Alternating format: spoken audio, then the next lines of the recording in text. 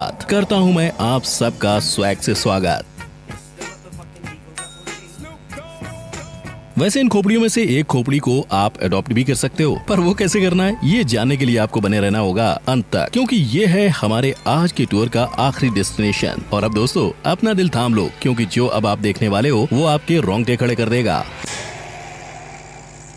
ये डरावनी सी सूरत मटर म्यूजियम के सबसे रिवोल्टिंग लाश द सोप लेडी है, जो आप बिलीव नहीं करोगे पर पिछले 150 साल से कभी डिकम्पोज ही नहीं हुआ है। Yes, you heard me right. इतना ही नहीं, इस म्यूजियम में आपको एक यूनिकॉर्न की शेंडी जैसी शेंडी रखने वाली औरत भी देखने को मिलेगी। वैसे शुरू करने से पहले एक बात बताऊं, ये म्यूजियम बेहद ही डरावना है। यहाँ आपको खली के कंकाल से लेकर हीरे जवाहरात से सजी कंकाल, जिंदा औरत की चमड़ी से लेकर मृत जुड़वा बच्चों की लाश सब देखने को मिलेगा। सो रहें सावधान।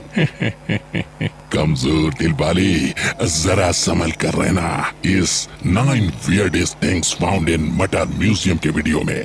नंबर 1, साबुन की महिला। चलो चले आज के हमारे पहले स्टॉप पर, जहां मैं आपको एक साबुन की बनी महिला से मिलवाऊंगा, जो मरने के तकरीबन 150 साल बाद भी डिकम्पोज नहीं हुई। जी हां, आज तक कोई बैक्टीरिया या कीड़े मकोड़े इसके आसपास भटकते तक नहीं है। तो आखिर क्या है इस लाश के पीछे का राज और कहां से मिली इनको ये अद्भुत डेड बॉडी? दरअसल जब फिलाडेल्फिया के कब्रिस्तान में कंस्ट्रक्शन का काम चल रहा था, तब अचानक से कंस्ट्रक्शन वर्कर्स की नजर इस विचित्र विचित्र सी लाश पर पड़ी और वहीं से इस अद्भुत लाश की खबर तेजी से फैली और मटर म्यूजियम वालों के कानों कान तक पहुँच गयी। फिर होना क्या था, मटर वालों ने सीधा इसको कब्रिस्तान से उठाकर म्यूजियम की कांच की पेटी में हमेशा हमेशा के लिए लॉक कर दिया, वो भी बिना किसी केमिकल प्रिजर्वेशन के। अब ये सब सुनकर आपके मन में 3 सवाल आ रहे होंगे। पहले तो ये केमिकल्स के बिना प्रिजर्व कैसे किया है, दूसरा ये इतने सालों से डिकम्पोज क्यों नहीं हुई, और तीसरा कि भाई इसे सोप लेडी क्यों कहते हैं। तो फ्रेंड्स, इन तीनों सवालों का जवाब ये रहा। कभी कभार बॉडी दफनाने के बाद जब बॉडी को सॉइल से ऑक्सीजन नहीं मिलता और उसके साथ ही अगर गीली मिट्टी मिल जाती है, तो बॉडी खुद ही केमिकल रिएक्शन के तहत बॉडी फैट को एडिपोकेयर नाम के सोपी सब्सटेंस में कन्वर्ट कर देती है, जो पूरे शरीर को इस तरह का सोपी और वैक्सी टेक्सचर दे देता है। पर यार, इस सब्सटेंस में ऐसा क्या है जो इसे डिकम्पोज होने से रोकता है? तो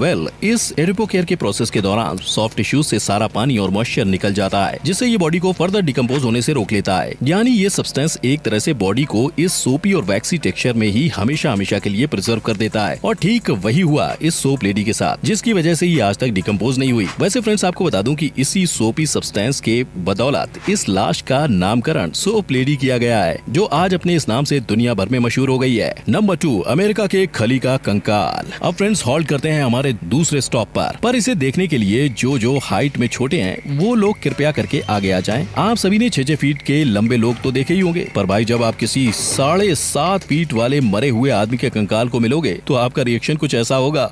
What? मटर म्यूजियम में लटका पड़ा ये 7.5 फीट वाला कंकाल एक अजब आदमी के गजब दिमाग दौड़ाने से यहाँ दौड़ पड़ा। तो फ्रेंड्स, हुआ यूं कि इस कंकाल का मटर म्यूजियम की हिस्ट्री में अभी तक का एक बेहद ही चौंकाने वाला सफर रहा है, क्योंकि इस कंकाल को म्यूजियम वालों ने खासम खास एक अनजान आदमी के पास से खरीदा था, जिसने लेना है लो वरना पहली फुर्सत में निकल लो कहकर ये लाश म्यूजियम वालों को बेची। एंड आई बेट आप सोच रहे होंगे ये 7.5 फीट वाले कंकाल से म्यूजियम को क्या लेना देना, जो इन्होंने इसे एक अनजान आदमी से उसकी मुंह मांगी कीमत में खरीद लिया। तो इस कंकाल को एक गंभीर सी पिट्यूटरी ग्लैंड की बीमारी थी, जिसके कारण इसका पिट्यूटरी ग्लैंड नॉर्मल इंसान के साइज से काफी ज्यादा ही बड़ा था, और पिट्यूटरी ग्लैंड के साथ साथ इसका हाथ, पांव और चेहरा भी कुछ ज्यादा ही तेजी से बढ़ते गया। इनफैक्ट अगर आप इस कंकाल को ध्यान से देखोगे तो आपको दिखेगा सिर्फ सीधा खड़ा रहने पर भी इस कंकाल के लंबे लंबे हाथ इसके घुटनों तक पहुँच रहे हैं। अब इस कंकाल की इतनी यूनिकनेस देखने के बाद म्यूजियम वालों के पास और कोई चारा ही नहीं बचा, और उन्होंने चुपचाप इसे इस अनजान आदमी से खरीद लिया और अपने यहाँ टांग दिया। Number 3, balloon man. अब दोस्तों, हमारी अगली डेस्टिनेशन है द वन एंड ओनली बच्चों का फेवरेट मैन, बलून मैन। पर अफसोस, बच्चे चाहे भी तो भी इसकी गुब्बारे नहीं फोड़ सकते, क्योंकि ये बंदा अपना बलून अपने पेट में लेकर घूमता है। लेकिन अब ये बलून उसके पेट से निकलकर मटर म्यूजियम वालों ने अपने कांच की पेटी में हमेशा हमेशा के लिए बंद कर दिया है, जो देखने में कुछ ऐसा दिखता है। शॉक्ड? तो आखिर क्या निकला है इसके पेट से, और क्या है इसके गुब्बारे जैसे पेट के पीछे का राज? चलिए जानते हैं। वेल फ्रेंड्स, ये बंदा दुनिया भर में अपने गुब्बारे जैसे पेट के कारण बलून मैन के नाम से फेमस है, और इस पेट के पीछे टॉयलेट एक कॉन्स्टिपेशन गाथा का राज छिपा है। ये बंदा 1 महीने में सिर्फ एक ही सुनहरे अवसर पर टॉयलेट के दर्शन करता है, यानी पॉटी करता है, वो भी एकदम दम लगा के हाइशा बोलकर। और ऐसा करते करते एक दिन यमराज इसे कमोड से ही उठाकर चल दिए। एंड फ्रेंड्स, यहाँ से इसके मटर म्यूजियम में जाने का रास्ता तय होता है। यानी मरने के बाद पोस्टमार्टम के दौरान इस बलून मैन के पेट के अंदर 8.7 फीट जितना लंबा और 20 kg जितना कीड़ों से भरा लार्ज इंटेस्टाइन बाहर निकलता है, जो सिर्फ और सिर्फ इसकी कॉन्स्टिपेशन के कारण हुआ। वैसे साइंटिफिकली इस कॉन्स्टिपेशन कंडीशन को कॉन्जेनिटल एजेंजियोनिक मेगाकोलन भी कहते हैं। और अगर आप सोच रहे हो कि कॉन्स्टिपेशन से बंदा कैसे मर गया, तो मैं आपको बता दूं, उस जमाने में कॉन्स्टिपेशन का कोई इलाज नहीं होता था और इसलिए कॉन्स्टिपेशन के चलते इसका लार्ज इंटेस्टाइन लार्ज होते होते गया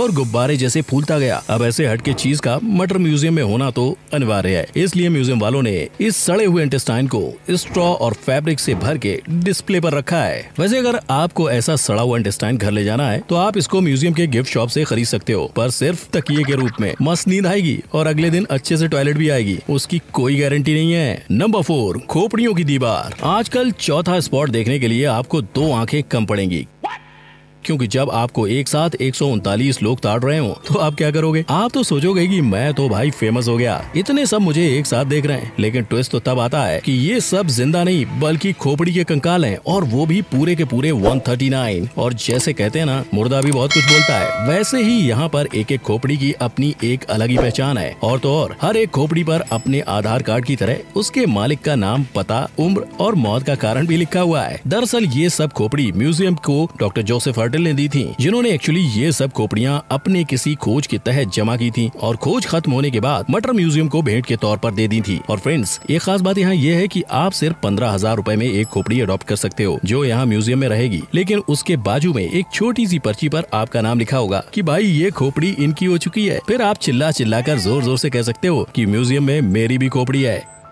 लेकिन किंतु परंतु बंधु, ये लाइन आप सिर्फ 1 साल तक ही चिल्ला चिल्ला कर बोल पाएंगे। क्यों? क्योंकि 15,000 रुपए में सिर्फ 1 साल तक ही आप इसे अडॉप्ट कर पाओगे, और इस 1 साल में आपके दिए गए पैसों से आपके अडॉप्टेड खोपड़ी की साफ सफाई और देखभाल की जाएगी। नंबर 5, चमड़ी की शीशी। किसे किसे भूख लगी है? तो चलिए चलते हैं हमारे नेक्स्ट डेस्टिनेशन में चीज खाने। क्या आप म्यूजियम की इस चीज को खाना पसंद करेंगे? बुक करो, इसे खाने की कोशिश मत करना। ये चीज नहीं, इंसान की चमड़ी है, वो भी एक जिंदा औरत की चमड़ी। सो फ्रेंड्स, ये एक 23 साल की महिला है जो एकदम प्यार से हल्के नाजुक हाथों से धीरे धीरे अपनी चमड़ी नाप नाप कर निकालती है और उन्हें कांच की शीशी में जमा करती है। लेकिन अब आपकी चमड़ी आपसे पूछ रही होगी कि ये म्यूजियम में कैसे आई? तो फ्रेंड्स, ये खुद उस महिला ने म्यूजियम को 2012 में डोनेट की थी, वो भी एक नहीं बल्कि 2 सफेद चमड़ी से भरी शीशियाँ। क्यों? क्योंकि इस महिला को डर्मेटोलोमेनिया नाम की एक बीमारी थी और अभी भी है, जहाँ इसके मरीज अपनी खुद की चमड़ी को निकालते हैं। Number 6, unicorn lady. दोस्तों, नेक्स्ट डेस्टिनेशन में बढ़ने से पहले ये बताओ, क्या आपने कभी एक ऐसी महिला को देखा है जिसके सर के बीचों बीच एक 10 इंच वाला बड़ा सा यूनिकॉर्न जैसा दिखने वाला शेंडी हो? वेल, स्वागत है मटर म्यूजियम की नेक्स्ट डेस्टिनेशन पर, जहां मैं आपको इस शेंडी वाली औरत से इंट्रोड्यूस करवाऊंगा। तो दोस्तों, मिलिए सींग वाली औरत। दोस्तों फैक्ट बाय सब्सक्राइबर मेरे चैनल को सब्सक्राइब कर दो बेल आइकन के साथ। अब जब इंट्रोडक्शन हो चुका है तो चलो जानते हैं सींग वाली औरत की सींगों से भरी दास्तान। सो फ्रेंड्स, ये बात 18वीं सदी फ्रांस में रहने वाली मैडम डिमेंशिया के दिमाग के साथ हुआ था। दरअसल इस मैडम को एक क्यूटेनियस हॉर्न्स नाम की बीमारी थी, जो उसे दिन के उजाले में ज्यादा समय तक सूरज की किरणों के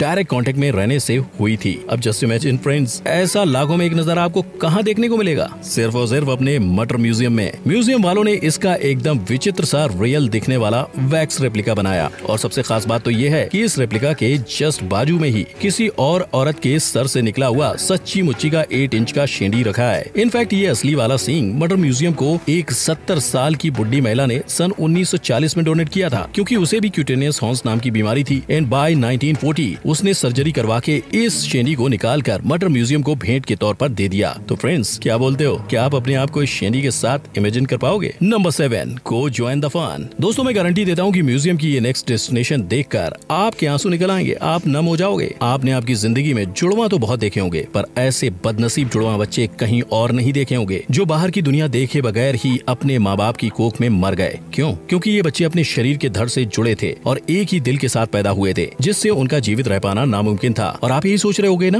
कि ये बच्चे माँ की कोख से यहाँ म्यूजियम में कैसे आए? दरअसल ये जुड़वा बच्चे एक फॉर्मेल्डिहाइड भरे कांच के जार में कोई सुनसान अज्ञात कॉलेज की बंद लेबोरेटरी में सड़ रहे थे। लेकिन तब एक दिन मटर म्यूजियम की क्यूरेटर ग्रेटन वार्डन का यहाँ आना हुआ, और जाते वक्त ही उनकी नजर इन 2 अजीवित प्यारे बच्चों पर पड़ी, और पहली नजर में ही इन्हें देखकर उनकी ममता जाग उठी। उन्होंने प्यार से इन जुड़वा बच्चों को म्यूजियम में लाया और इनका जिम और जो नामकरण किया। और एक खास बात बताऊं आपको, ऐसे जुड़वा बच्चों के पैदा होने के चांसेस पूरे के पूरे 2 लाख में एक ही होते हैं। नंबर 8, मुझसे जो नजरें चुराने लगे हो। चलो इसके बाद अपने नेक्स्ट डेस्टिनेशन पर चलते हैं और जरा बच के रहना दोस्तों, क्योंकि इनसे मुलाकात करते वक्त आपको अपनी नजरें चुरानी पड़ेंगी। बौखला गए ना? यहाँ पर मैं आपको म्यूजियम की एक ऐसी दीवार से मिलाऊंगा जहाँ पर 1, 2, 3, 4 नहीं बल्कि पूरी की पूरी 40 डरावनी, दर्दनाक और बेहोश कर देने वाली वैक्स की आंखें हैं। लेकिन भाई, क्या ये सब आंखें म्यूजियम में किसे ताड़ने के लिए रखी हैं?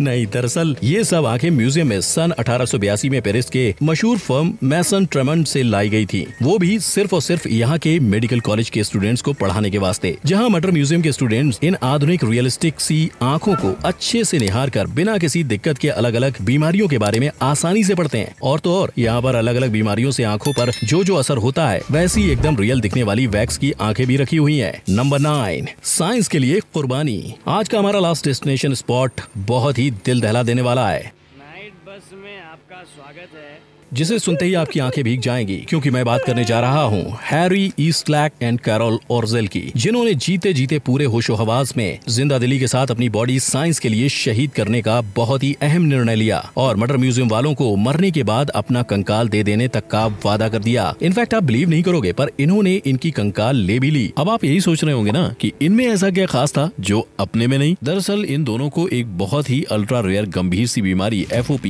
यानी फाइब्रोडिस्प्लेसिया प्रोग्रेसिवा थी, जिससे दोनों की बॉडी एक वक्त के बाद धीरे धीरे आहिस्ता से पत्थर की तरह एकदम कड़क होकर पूरी की पूरी जकड़कर इंसान को मौत की तरफ खींचती जाती है। एक्चुअली में इस बीमारी में अपनी बोन्स पर बोन्स उगती जाती हैं और जॉइंट्स पर भी बोन्स उगती हैं, जिससे पूरी बॉडी थिक होकर बॉडी के हर मूवमेंट को रिस्ट्रिक्ट कर देती है। इसके चलते इंसान एक जिंदा लाश बनकर रह जाता है। और तो और आज तक इस बीमारी का कोई दावा या इलाज तक नहीं निकल पाया। असल में पूरी दुनिया में ऐसा सिर्फ 900 ही मौजूदा केस हैं और ये बीमारी हर 20 लाख में से एक को ही होती है। लेकिन इनके केस में एक इंटरेस्टिंग सी बात तो ये है कि मरने के वक्त कैरल ओर्जेल ने एक शर्त रखी थी, उसका कंकाल उसके सारे गहनों के साथ ही डिस्प्ले किया जाएगा। और म्यूजियम वालों ने कैरल की इस बात को मद्देनजर रखते हुए रोज कैरल की 160 ज्वेलरी बदल बदल कर डिस्प्ले करते हैं। सो फ्रेंड्स, मजा आया अपनी मटर म्यूजियम की टूर में? अब म्यूजियम से एग्जिट करने के लिए आपको लाइक और सब्सक्राइब का बटन ही दबाना पड़ेगा, वरना ये कंकाल आपको रात में सोने नहीं देंगे।